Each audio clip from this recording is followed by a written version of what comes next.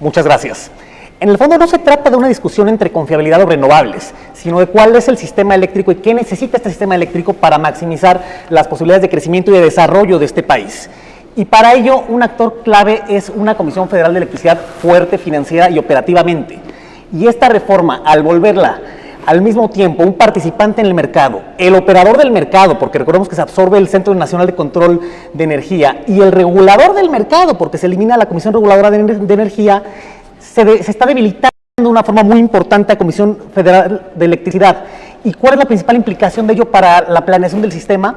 Bueno, que CFE tiene el monopolio legal de las inversiones en la transmisión eléctrica. La iniciativa de reforma energética entonces imposibilitaría a CFE hacer las inversiones que requiere la red de transmisión urgentemente por tres razones principales. Se están distrayendo recursos escasos que se van a ir a la generación eléctrica en lugar de invertirlos en la red nacional de transmisión.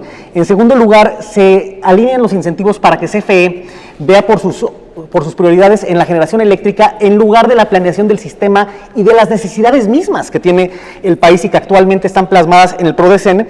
Y en tercer lugar, por supuesto, está la parte de transición energética, porque CFE no tiene, ni ninguna empresa del mundo tiene, ni tendría por qué tener la capacidad de absorber la demanda que tiene este país de energías renovables y de los requisitos que tiene este país de acelerar el tendido y el despliegue de capacidad renovable en México en los años por venir. El problema entonces no son las energías renovables, sino la falta de planeación en el sistema eléctrico.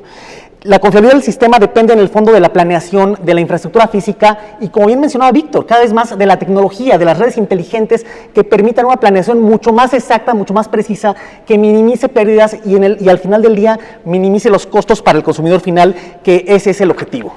Y el andamiaje institucional existente esencialmente está diseñado para eso, está diseñado para promover una expansión ordenada del sistema con la planeación a nivel ministerial en la Secretaría de Energía, vía el PRODECEN, un regulador que es parte del Estado pero que es independiente de los actores privados o estatales, y un operador del sistema, el CENACE, independiente que no puede discriminar en el acceso a centrales por su propiedad, es decir, si son de Comisión Federal de Electricidad o si son independientes.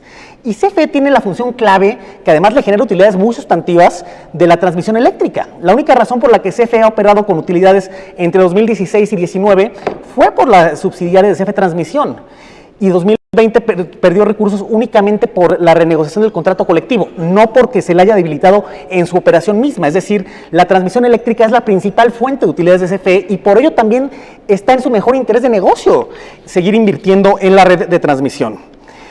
¿Existen áreas de oportunidad y de mejora? Sí, sin duda, pero estas se pueden abordar con creatividad regulatoria. No se requieren cambios legales, mucho menos constitucionales, que dañarían en primer lugar a la CFE, financiera y operativamente. La clave está en permitir que cada actor institucional ejerza sus facultades de forma independiente, la CRE, el CENACE, es decir, la regulación, la operación y los participantes del mercado, siendo CFE un actor importantísimo en el mercado eléctrico. Se le debe además permitir a CFE invertir en la red de transmisión. Al distraer los recursos para la generación eléctrica, se le está reduciendo las posibilidades de inversión a CFE, que además, recordemos, tiene una diversidad de fuentes de financiamiento para esta expansión necesaria en la red de transmisión, como las asociaciones público-privadas, como la Fibra E que levantó en 2018, entre otras.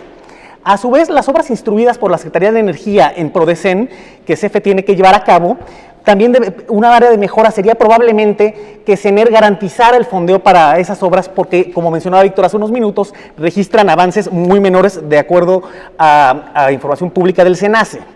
La transición energética, en el fondo, es uno de los principales desafíos en materia la transmisión eléctrica, es uno de los principales desafíos en materia de transición energética y de seguridad energética.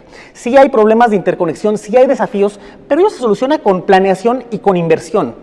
Y para ello se requiere una CFE que tenga los recursos financieros y operativos que esta reforma no le permitiría.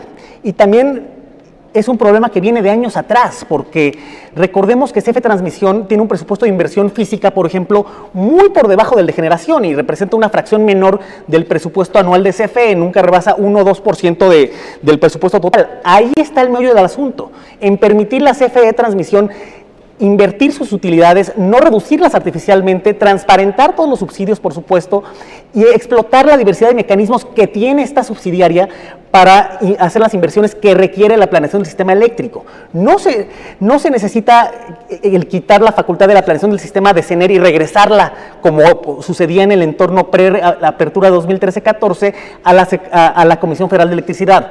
Un actor no puede ser juez y parte.